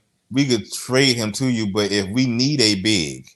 That would have been a big. You don't have they didn't have the pieces to send to us that would have fit the holes that we have. Well, if they gave us 2 firsts, we could have flipped the first to the Magic and got Wendell Carter Jr., man, and gave them one of them. 2 firsts for Wendell Carter Jr. is crazy as hell. No, I said 1 first. They ain't say 2 firsts. 1. That's crazy as hell. I said 2. No, but if I misspoke. I have 1 first, man. Oh wait, is this true? I heard that if BI would have signed for 4 years, $45 million, right after the trade, they would have traded CJ for Wendell Carter Jr. That's what I heard. Why they couldn't do that anyway? Because Brand BI he wasn't signed up for one. He was gonna go. But he would have stayed. I don't want that. But my thing is, so they would have traded CJ for Wendell Carter Jr. They'd have had a big, and then they would have put Trey Murphy in the same starting lineup. Same spot. Yep. Wendell can't stay healthy though. He can't. But you still need a big though. He would have been a big though.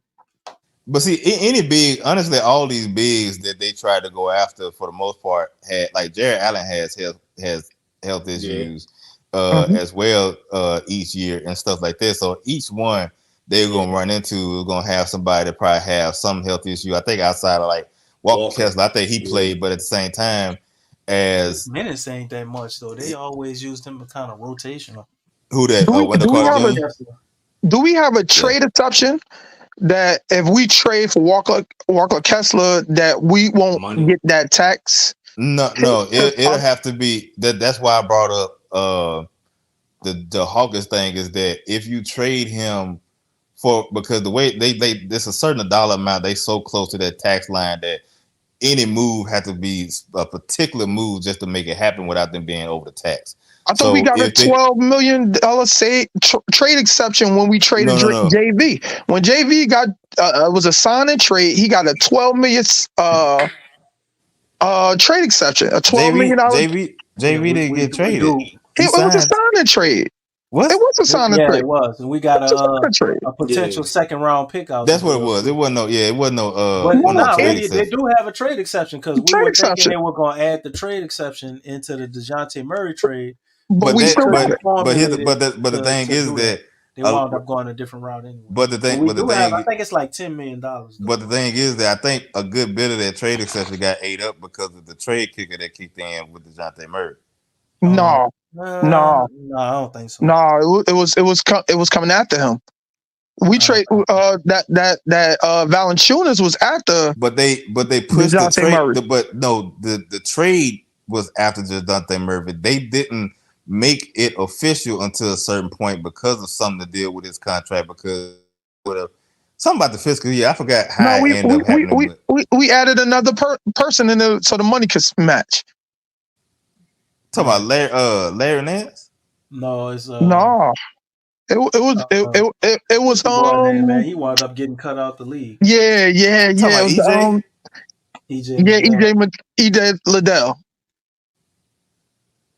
But not it was somebody else. Who else was pull this trade up, man? And look at this real quick. But yeah, we got about 20 more minutes, man. We're gonna be getting up out of here. Okay. But I was saying that like it's the situation. The force, like I said, the force situation was that they didn't foresee to the point where like, okay, his value has been so depreciated to the point that now we trying to get scraps because I believe they also think that going into the season, yes, they signed Jared Allen. They got him locked in for I think 4 more years, but he still can be traded before the trade deadline. I think the thought process is that okay, we'll hold on to our chips and y'all hold on to y'all's. There's a good chance, just like us, y'all gonna run into the same fucking issues y'all did last year with the Cavs. Y'all going to run into that situation where y'all play better with Evan Mobley at the 5, and y'all don't play well with Evan Mobley and Jared Allen in the same lineup. And because you already made sure that Darius Garland ain't going nowhere, and you supposed to be investing in Evan Mobley as one of your guys, as one of your, if not the best player, eventually the second best player on your team going forward. So Jared Allen is in his way of growth. At some point, you're gonna have to come back to the table and sit there and say, you know what? We'll make the deal happen. We'll make the trade happen. Because I do believe that just like us, that everybody believe that we're going to still have the same shooting woes and the same lagging offense when the starting 5 is out there and all that stuff. Same shit gonna happen with Cleveland. I don't think so. But you don't think so? After 2 years, I'm talking about the Pelicans with the shooting woes.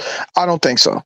You don't think they go? No, I don't believe so. But you said, I'm saying, but Cleveland, I think they gonna go on a downward trajectory. I think they gonna be worse than they was last year. I don't think I don't think they're gonna be worse. I think they'll still win the same amount of games. I think go ahead. Sorry. How y'all feel? BI gonna play though? I mean, if anything, like he has to. If anybody's energy, I don't like. My energy don't even feel right about it. I don't know. I don't think his energy feels right about it. But the thing is that if he's going to want to, here's the issue that you run into. You better not be a cancer. I feel like it can go either way. So I'm not saying it wrong.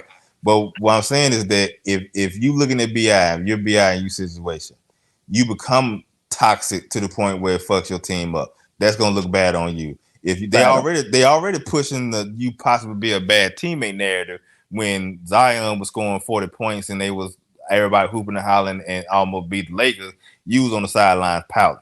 Like they already talking about that. They already talking about you getting into it with Willie Green in the playoffs and stuff like that, even though you didn't really hold up your end. Then you got the noise coming about talking about how he ain't show up to the workouts and everything. You starting to get a trend. So even if I believe and look, and he's still with that. It seems like he ain't even going away from that because you see this recent post about that was even before the whole news came out about before he didn't go to the thing. And again, he has the right to feel the way he feels in regards to that. But here's the thing is that in his scenario, you can't afford to not buy in because people are watching now. And if you continue on this trajectory of looking like you're a bad teammate and then you won't adapt to help a team win, then guess what? You not to the point where you ain't gonna be out the league, but that 30, 40, that 50, 60 million dollars that you want a year, kiss that shit goodbye. Yeah. You kiss that goodbye now, period. That's done anyway. Trade exceptions. You don't want to hear it. Go ahead.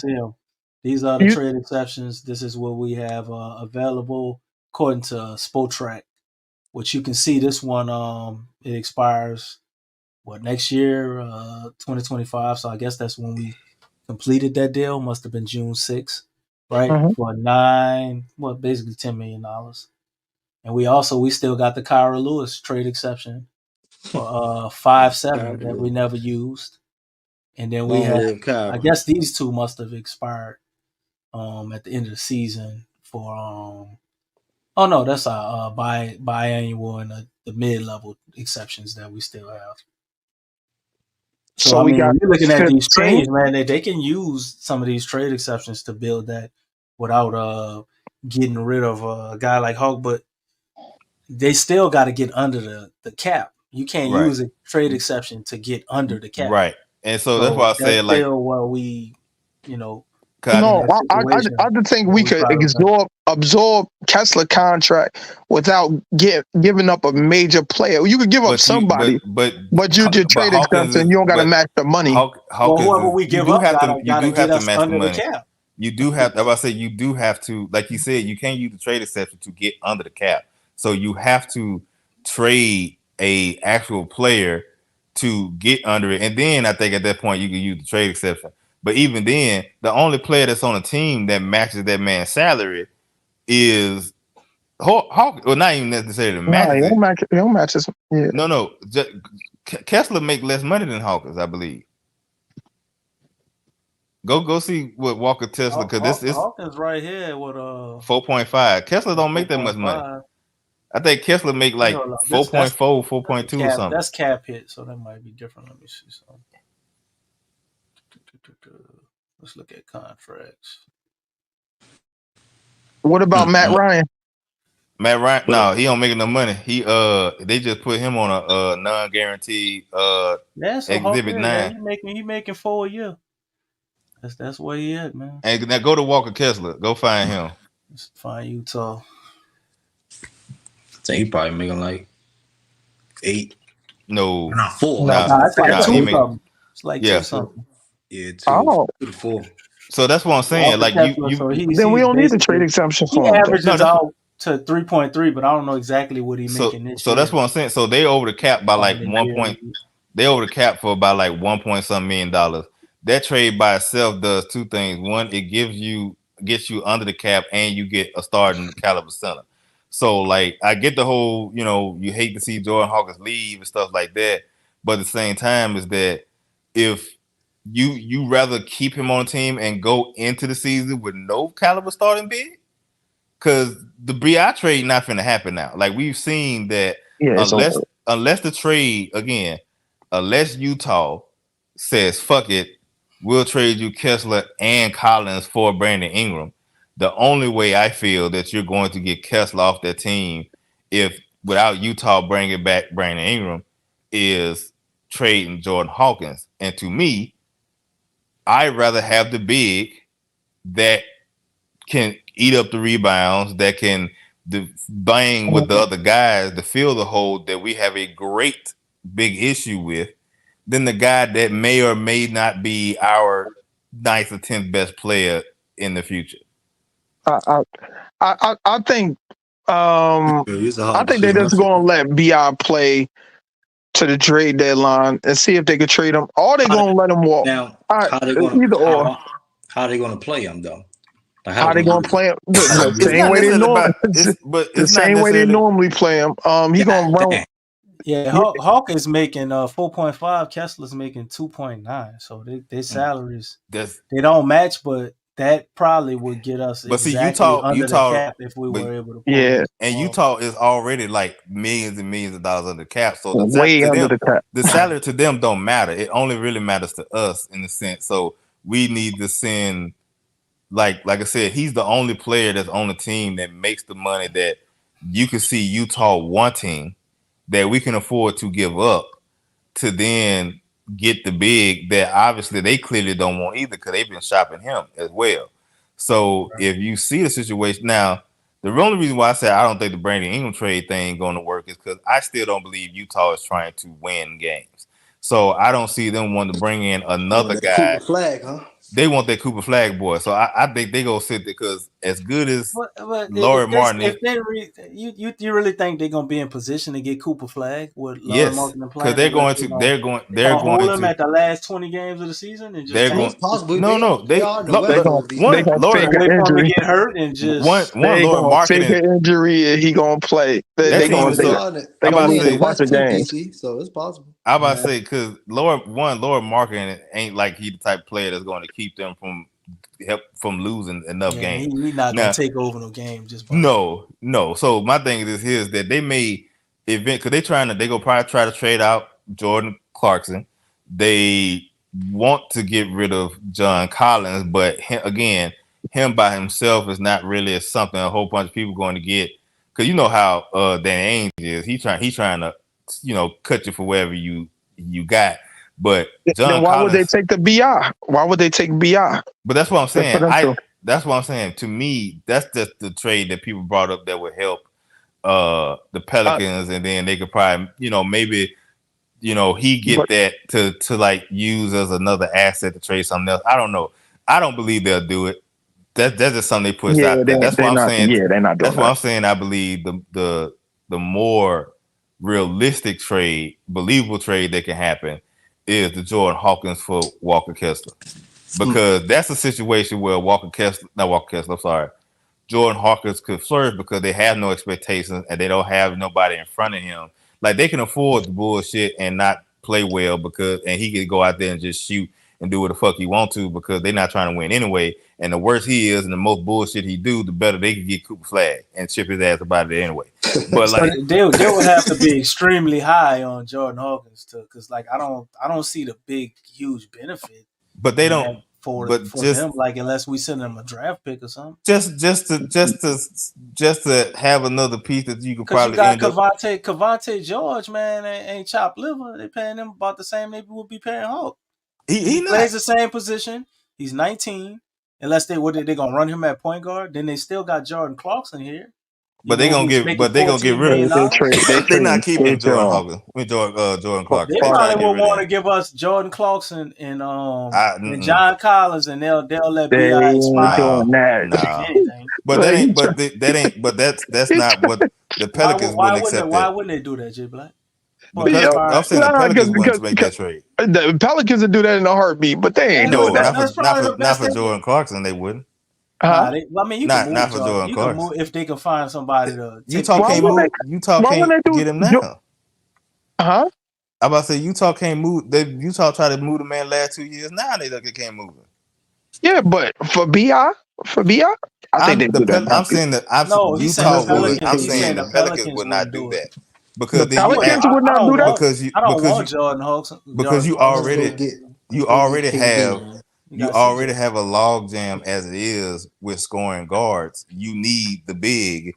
You need Kessler. So trading BI to Utah for Kessler and Collins does not only just get you the big, but it also satisfies the type of defense Willie really wants to play, which is switch everything. Because at some point now you can run minutes with John Collins, who, even though I'm not a huge fan of, he is a nice athletic big power That forward basically wing. leaves. And Then you wouldn't do that with all these Utah spinners. with no big though, bro. No Like, big. no, other than no. I Kyle said Walker Kessler. Filipowski.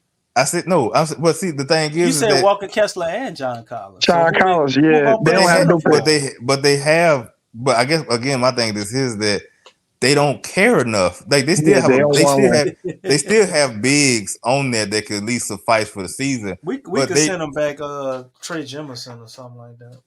He don't make enough. He don't make enough money. No, I'm saying like with Bi. You doing this with Bi. That's not. That still don't make enough money. Yeah, we keep.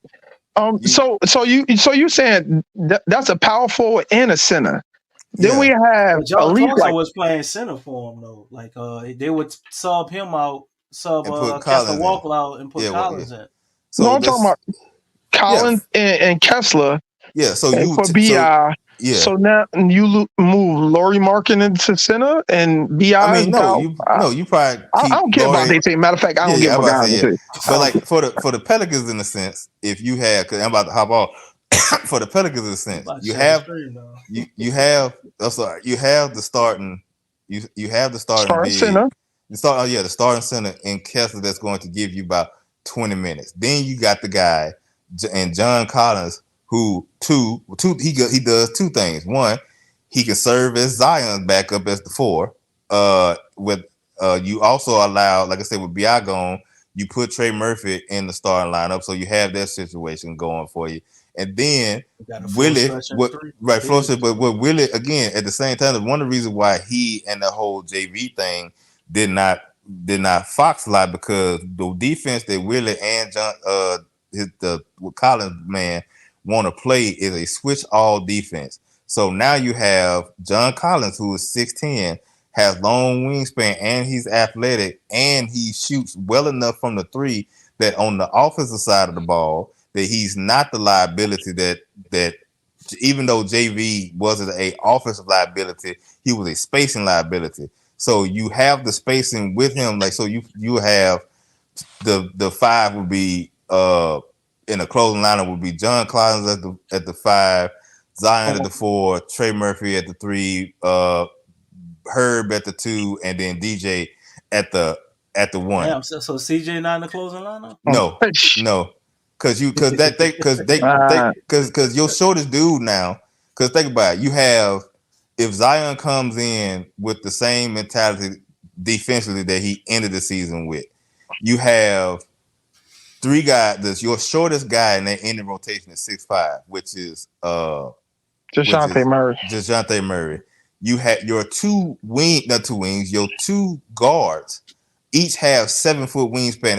That's 14 feet of just wingspan between him and Herb Jones. No, but the closing lineup, they'll put Herb in, I think, for defensive purposes. But again, the closing lineup gonna be about buckets. I mean, you have the buckets. It depends on the head coach. It depends on the head coach. Again, you said it's about. You say it's about buckets. I don't think you could sell CJ on that one. No, but here's the thing. Whoever playing good gonna play late. He is, it's gonna be interchangeable. If that trade happens, that'll be interchangeable. It wouldn't be just one set.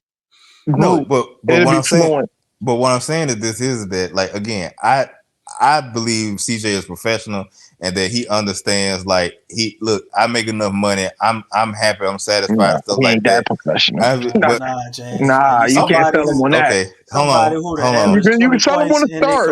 Again, you can tell him on the start. You ain't telling them on that. No, my thing is here. If you sit there, you look at their rotation again. I just have more respect for CJ in regard to him understanding. But my thing is that CJ level is not going to go. Nobody. But CJ is not. But not closing. But my thing is here. CJ one. Again, if you look, there's a difference in saying there's a guy in front of me that I feel is not better than me, that I could take his minutes compared, or that I should be out there compared to. You think he feel like Trey Murphy better than him? I think he understands. I think CJ. No, see, I think CJ understands that it's the things that Trey, Herb, Zion, Collins, and DeJounte Murray lineup does that I I don't bring that. Like you still like you talk about it's about buckets. DeJounte Murray can get buckets. Trey Murphy can get buckets. Zion get buckets. Again, John Collins is a 38% three-point shooter and an athletic person that can get 20 and 20 points and 10, 12 rebounds a game. You have the offense. And then if again, Herb Jones, even though he's not this crazy offensive person, he still shot 40% for the three-point. Even if he dropped to 38, that's still enough because again, before KD got to before KD got to Golden State Warriors, their death lineup was Iggy, Draymond Green, Klay Thompson, Steph Curry, and Harrison Barnes. Harrison Barnes, right? Okay. So Steph Curry obviously was a bucket getter. But outside of that, you had Klay Thompson. He was a bucket getter. Guess what else he could do too? He could defend. You had Harrison Barnes. He could get buckets, but he wasn't on the same level bucket getter as the other one. But guess what he could do? He could also defend.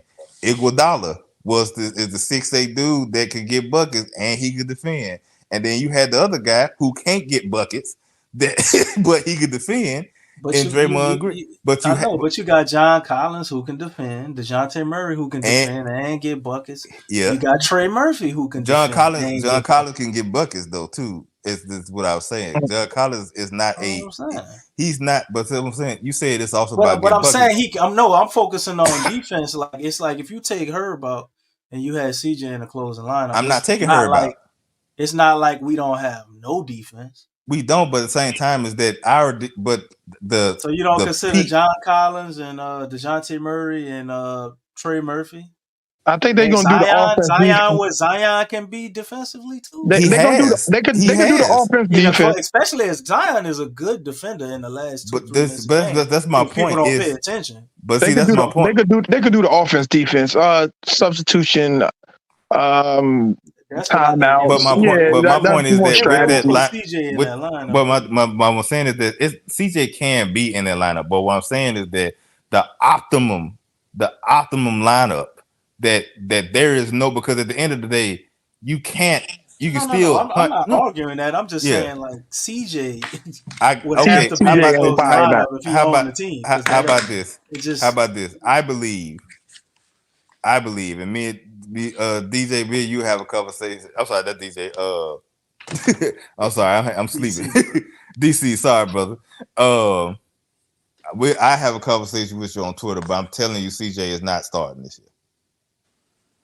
No, he's okay with it, James. I know you hope he's not, but y'all don't believe that he's already accepted the scenario in which that he is going to be the sixth man, and this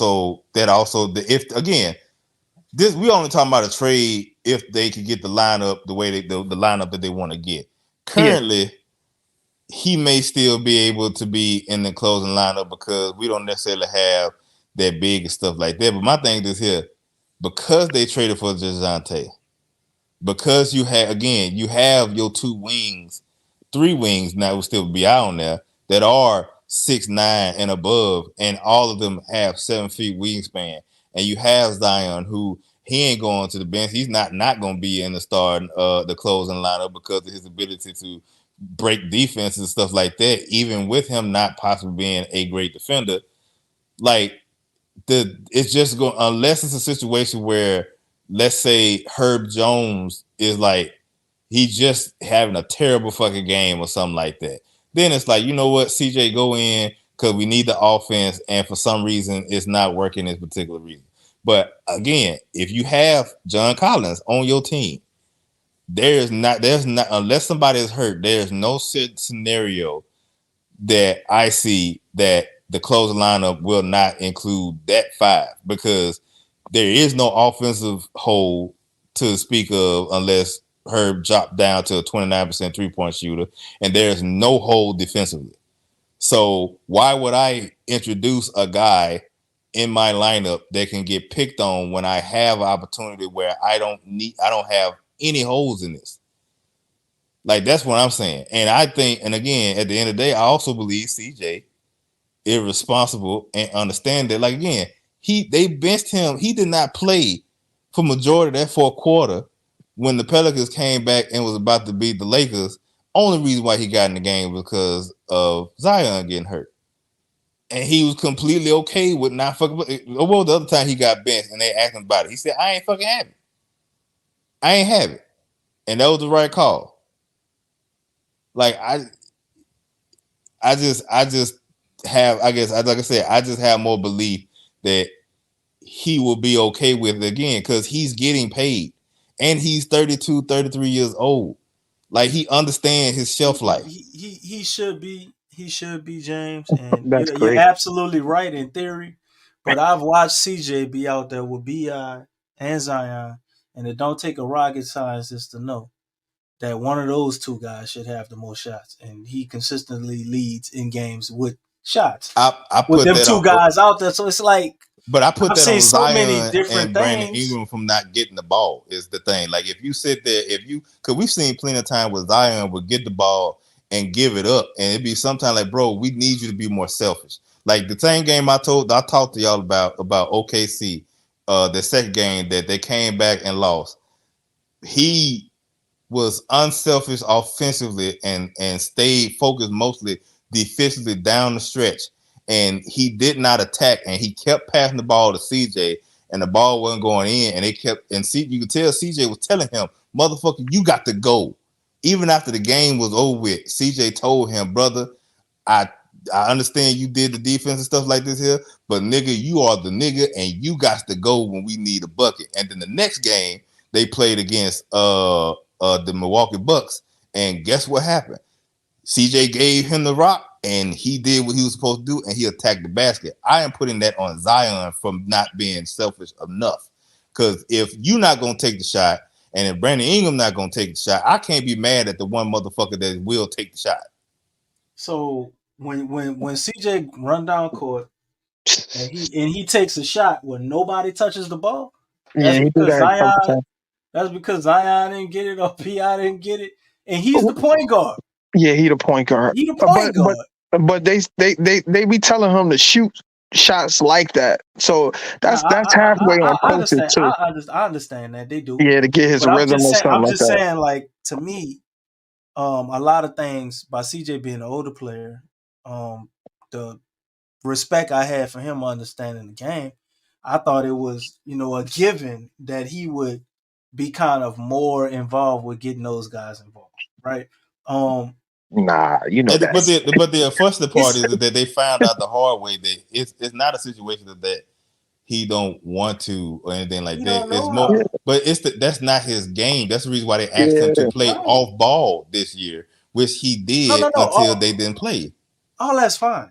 But I'm saying all that to say I can't assume shit when it comes to CJ in that scenario, because you can look around the league, James, and I want CJ to be on the bench. I do.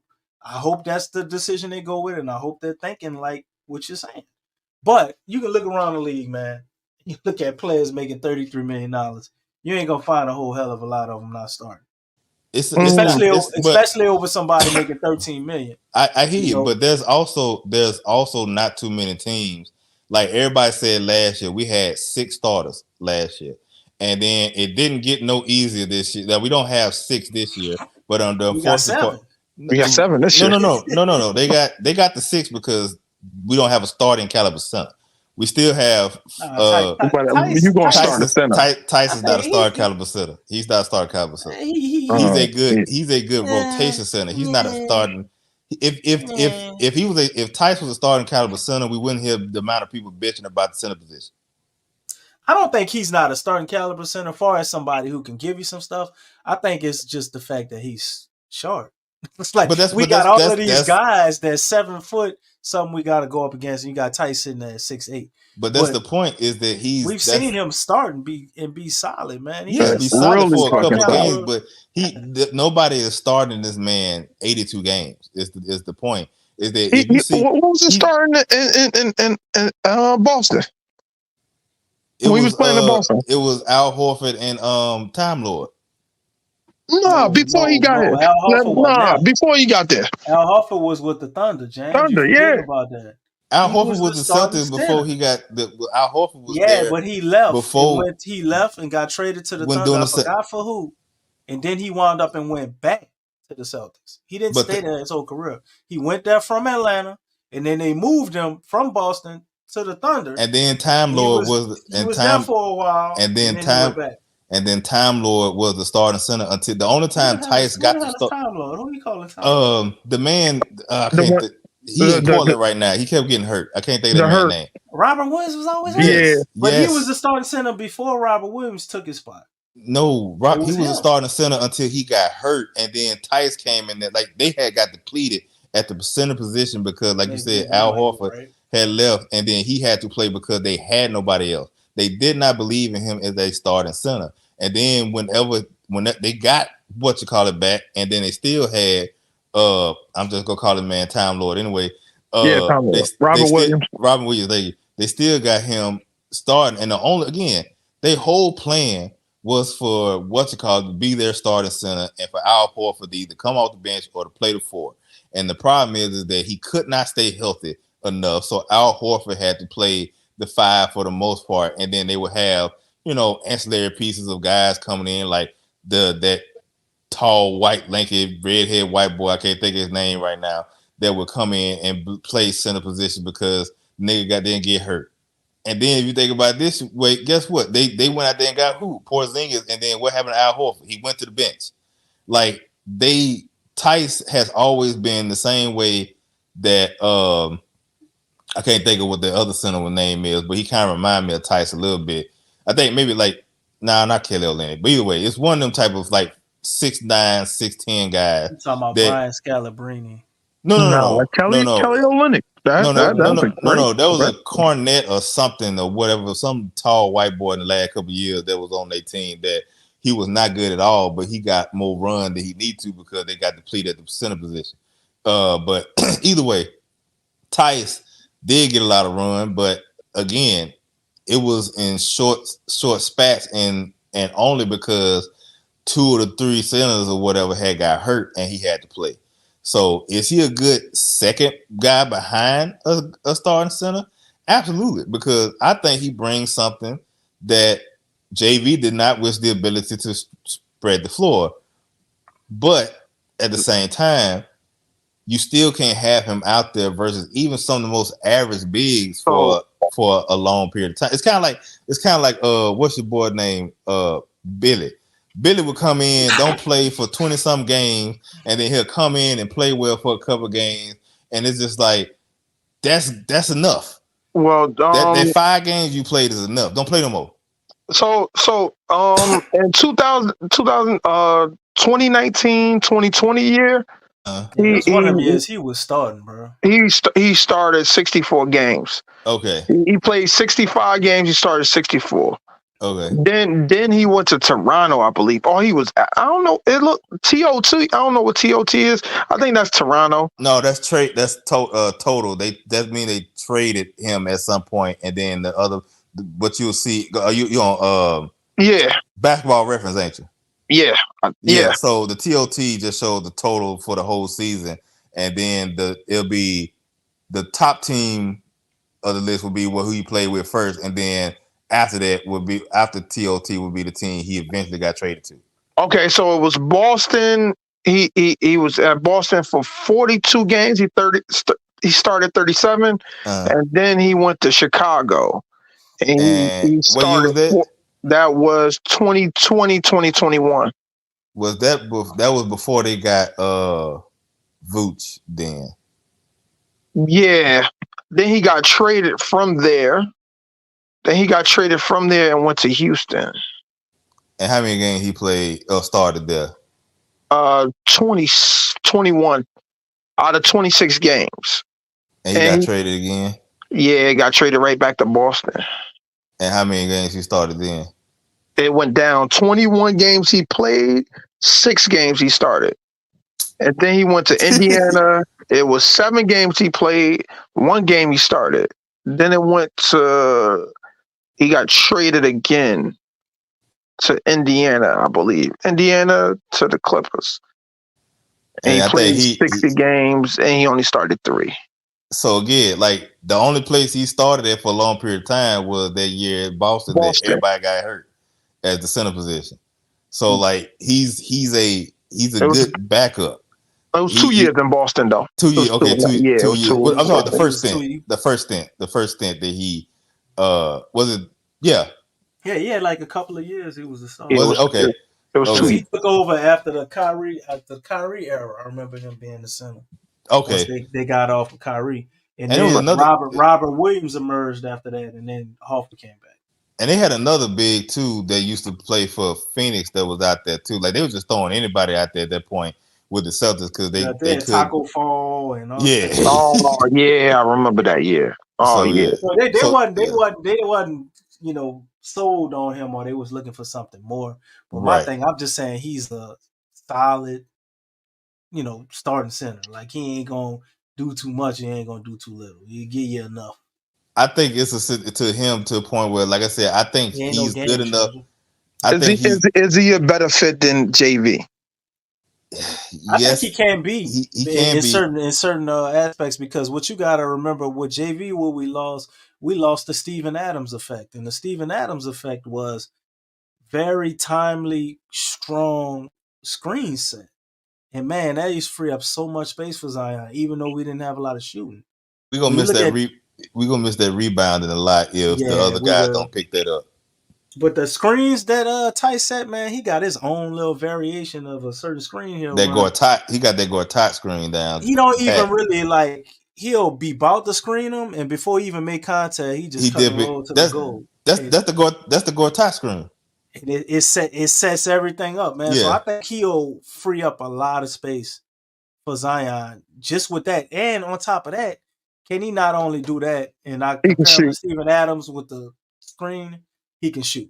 He can shoot. We losing on the rebound. Losing the rebound, but he can shoot though. So Zion gonna have to rebound. Everybody in the starting lineup gonna have to rebound better, because it ain't gonna be on just one person. But I think DeJounte probably will be one of the better rebounding point guards we had. Okay, yeah, I think he averaged. I think he averaged what 6 or 7 rebounds the last 2 years. He's pretty damn good rebounder, man. Herb Jones can pick his up. Herb, that's the one area of his game I've been waiting to see explode, man. If Herb could become a next generation of rebounder, man. Oh. And see, my thing was, I thought you was talking about playmaking. And I about to say that too. Well, playmaking, he can come up too, but I want to see the rebounds before playmaking. Okay. That's the easier one to fix. Yeah. And then with the Zion thing, is like I know everybody want to get 10 rebounds. I just want your number to go from 5 to 8. If you give me 8 rebounds, man, that's what I said. I predict him to get about 8 rebounds. Yeah. Well, you gonna get 8? I say about 8 rebounds. He's gonna have to. Yeah, and he's gonna have to. Zion can have double-digit rebounds in the playoffs if he want to, bro. Like he turns it on when he need to get rebounds, and he just kind of coasts through for the rest of the year. But them games we need to win, go look at his rebounds. He always get a lot of rebounds when he playing all out in like a need to win game. So do you think that the Daniel Tice that we seen in the Olympics and the Jose Alvarado we seen in the Olympics gonna have a effect in the season? No, because them dudes go over there and act. Now Jose does what Jose does, but like we see that them dudes go over there and fucking like lose. They got their mind for their home countries and fucking play. Like the dude who was Evan Fournier ain't been on the team in like 3 years, and he was torching niggas all fever. And then you got he said he's staying over there. He ain't starting with no NBA. He good over there. And then again, what's the dude that used to go to the hell, Patty Mills. Patty Mills is a prime example. He's a good role player. He's somebody you want on your team, but that motherfucker go over there in FIBA and the Olympics and be putting on like he's Steph Curry. So no, I don't believe none of that. I think he'll do what he's supposed to do when he get here, but I don't believe none of that shit they do in FIBA. All right, any more questions? One last question, man. We're gonna go ahead and get up out of here. DJ showed up, man. So we're gonna have you go ahead and close out the show, man. You waited forever to show up. But anybody else got anything else they want to cover, or any last remarks they want go ahead and do before we close out the show?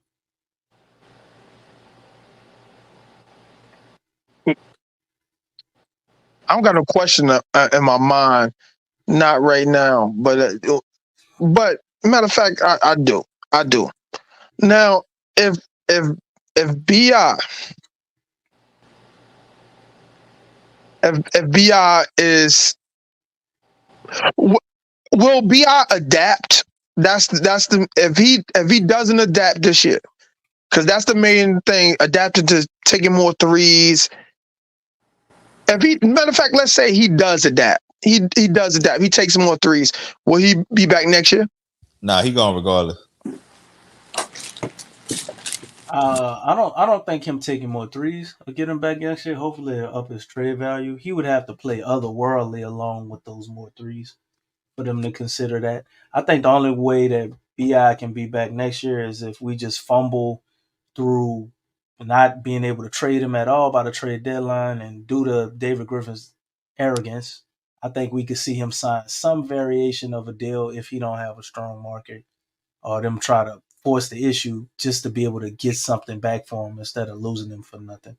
Because this Bi trade, we need to get something solid out of this, even if it's just draft picks, to be able to set up for the future to actually turn this team into a major contender. Like what we do or get with him is kind of imperative, and I think David Griffin knows that. And that's why you see all the slow footing and not really, trying to get off of him, or they were being really hesitant probably when they could have traded him. So okay, that's all. I think Bi gonna ball out though, man. I think a lot of people gonna get to see what he can do. He's gonna come out there. He's gonna be a more selfish version of himself, but with us having a point guard that may help, and I think you're gonna see him get pretty solid numbers, and we find a way to trade him by the trade deadline. Okay, that's all I want to know. That was my question tonight.